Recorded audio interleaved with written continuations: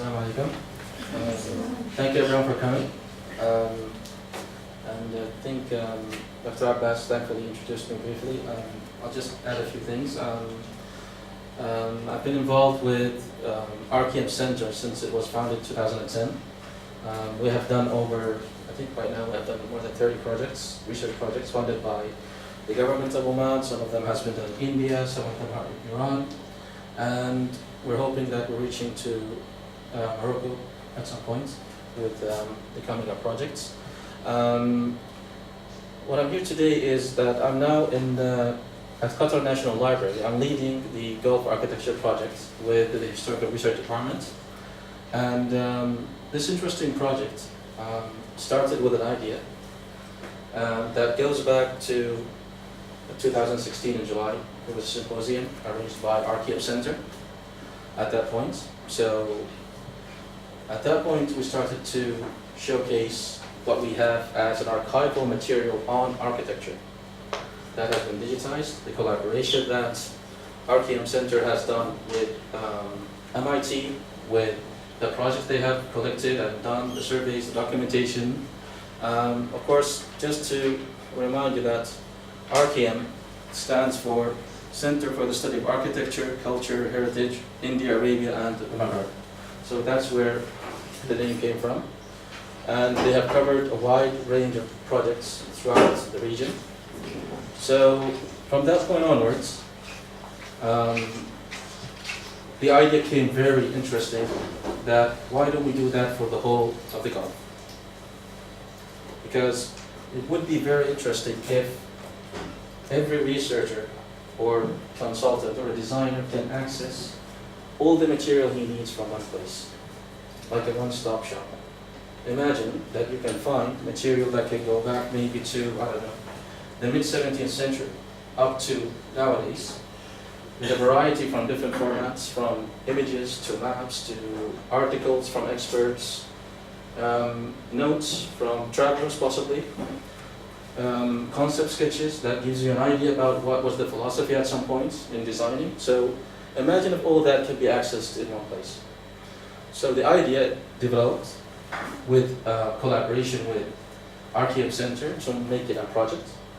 So the launch of that idea started with the last year's conference in April at Qatar National Library, where we brought all the possible scholars at that point that worked a lot on the Gulf as a whole to bring them together and to start to scope for that project.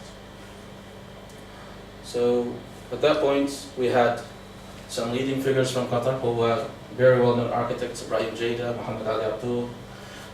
We had Nader Ardiland, who is in the US now, one of the well-known architects. We have Professor Showman Badibay, who is the director of RKM Center at the far end over there. So all of them were brought together at one place and discussed about how can we put this project together.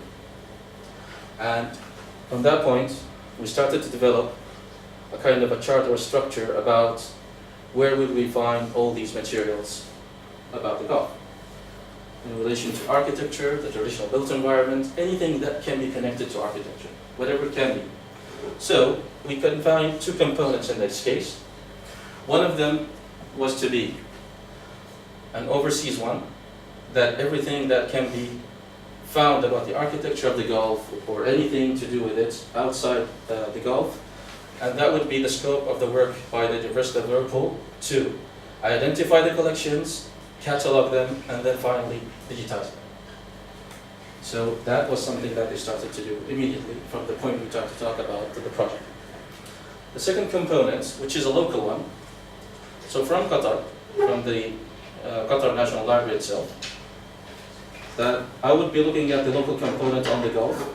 So we would be looking at, for example, architectural organizations like design offices, consultants, everyone who had worked in these practices.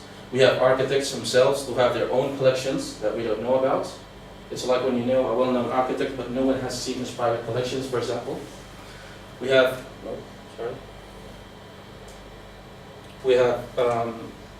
architect scholars who always does research, bring very interesting questions, publish a lot of articles and so on. We have And then we're looking at a younger generation where we have student interns or even school students. How can we get them involved in these projects? And then, of course, that would all be falling into identifying the collections and then cataloging them and being digitized as well. So all of these would be together brought by University of Liverpool overseas and the local component we have in the Gulf to be put in one place, which is the QDL, Qatar Digital Library. So imagine if we had all this material accessed in one place with the different time lapses we have.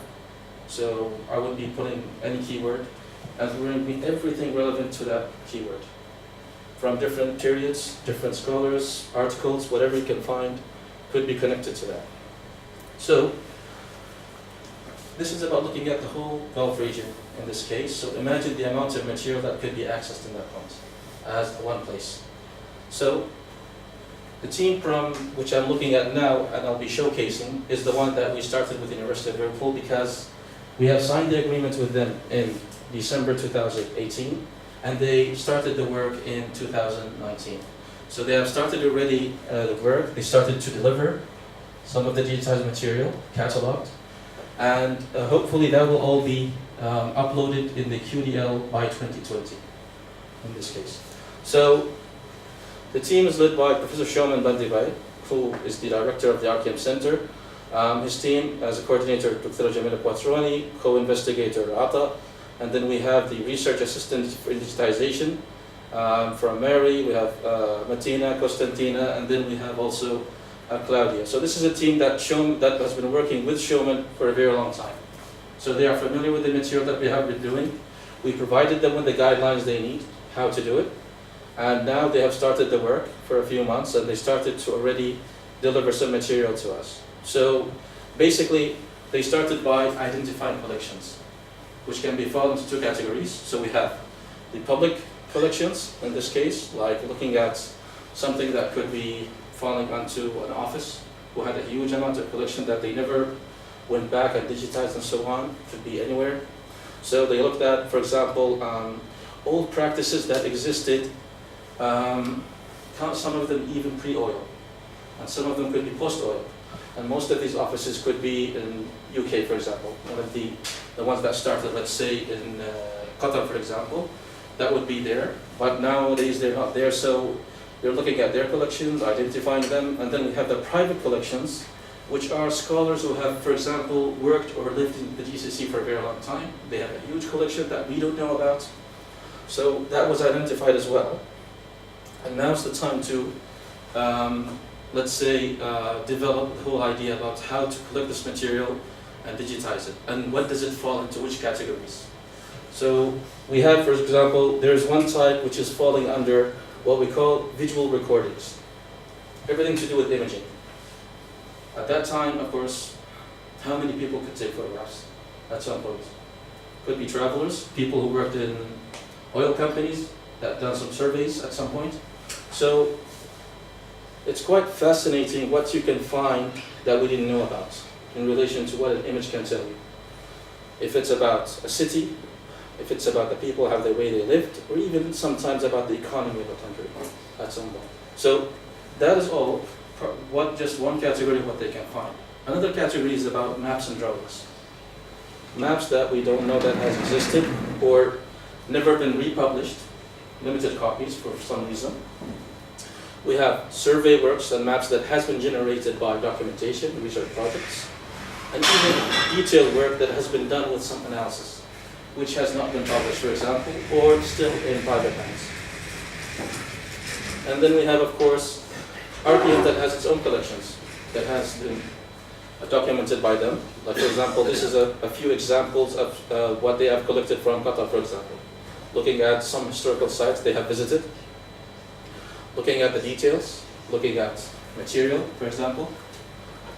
And then, of course, looking, for example, another country, aerial photographs, the old ones, looking at how did they reflect the patterns, the land use, for example, the relation between man and nature, looking at the coastal lines, how did cities develop. So this is all first-hand material collected by RKM.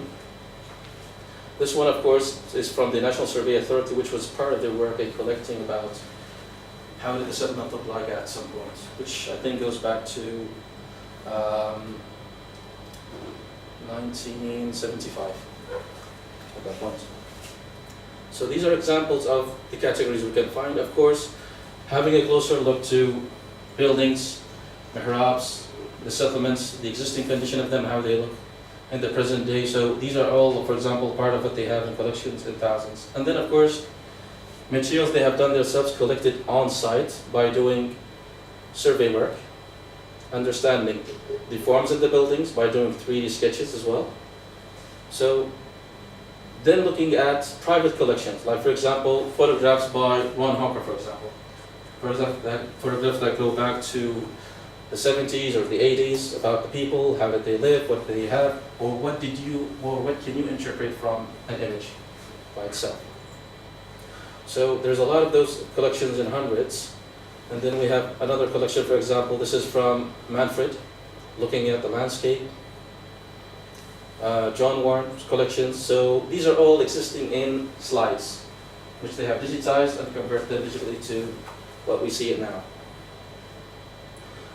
And then one of the other outputs RKM is also contributing, for example, is creating an encyclopedia for the project itself, which will be also online, which you can find from the collection they have collected a lot of the material that could help you in your research in the future. And that will continue building up as we go.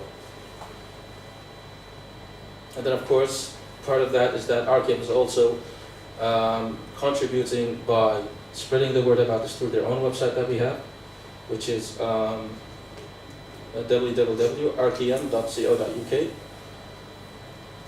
And then of course, this is when they started to give the idea about how can we create an online archive. That looking at the project, you can flip it as a book in the website itself when you're doing research. So this is like an idea about some of the projects they have done, some of them from India, from Oman. We have a lot of them, some of them are also that went to the Tibet area for sketches. So you can find a lot of material that they have done, and they are sitting on a huge material that is waiting to be looked into. What we did as part of our also work, looking at the local, let's say local side about the project, is that we also talked to leading architects, like for example Ibrahim Jada, who has one of the oldest practices in Qatar, that is now, I think he celebrated 50 years of his practice. So he has a huge collection, in his office that starts from the 60s. And he thankfully has digitized all that material, stored it for us, made it ready to be also a catalog now. So now we are in the process of cataloging it, agreeing with the team how would the metadata would be required to put that in. So at the end, we can put that uploaded in our QDL as well. So imagine that you will be looking at projects that shows you the development of Doha, for example, for 50 years. Or even some of the projects that have never been constructed. Designed, but for some reason we don't know why. So this is now going to help us in telling the story about this place, or the future scholars that will be looking into it. So that will go into the Qatar Digital Library. So there will be a special section talking about the GAP project, the Gulf Architecture project, where part of it will be that you can look at all the collections that you want, but there will also be another section called Articles from Our Experts, where we will be awarding a scholar to look into a specific title, for example, that we found a very interesting collection that needs to be published with more kind of a scholar work. So that could be also found in our QDL. So what would be the outputs of this project? We're looking at digital collection for Qatar Digital Library that is covering the whole region of the GCC. So you will be interesting to know what you don't know about the region. Material that has never been seen before, collected for tens of years, or we don't know, that goes back even to 50 years, and is waiting to be published. Or scholars would be interesting to know that I never knew this existed before. And you will be saying, I wish if I knew it when I was working on my research.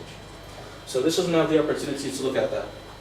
We're having publications database, which we're talking about the expert articles. We're talking about the online encyclopedia, which will keep developing as we go according to the findings we have. We're talking about, of course, publications that will emerge from the interesting, could be private or could be public collections that we found. Of course, we have an annual conference that will be always in Q&A. So the first one that we launched the idea of the project. So the coming conference that will be on the 29th of September to the 3rd of October will be the second conference in Q&A. And at that point, we'll start to see the new results that came out from RTM's work. We're going to be having an annual exhibition. So the first exhibition we saw some photographs collected by two French photographers. Was taken photographs that goes back to the 80s in Doha, and which was very fascinating. And now Qatar National Library has curated them, and they will be displayed in the QDL for research work as well. And then we have the specialist network, which is basically we're building up a huge network of scholars, researchers, architects, practices, so everyone who would be involved or would like to be involved in the future in this kind of project. So, to sum up,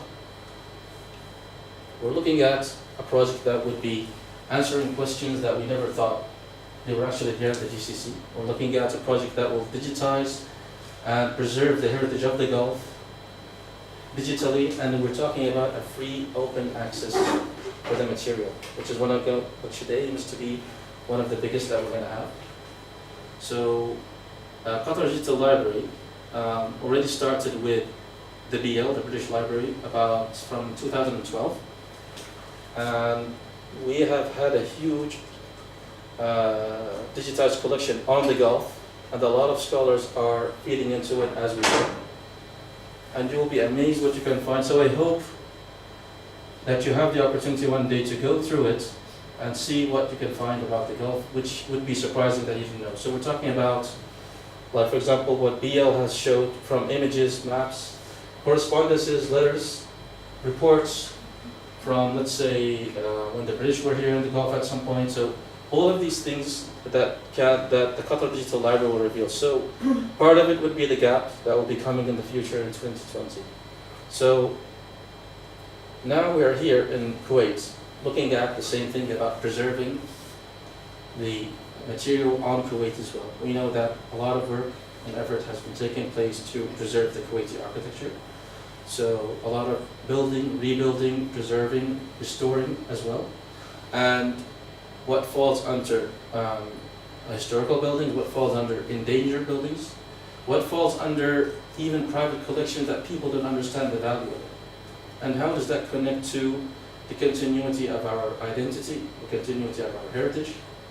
We as a people, for example, how would that fall into preserving it? So the gap helps into doing one of those.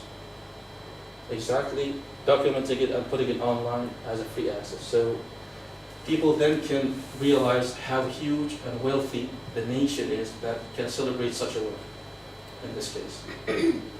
So I think this wraps up what I have on the GAP project.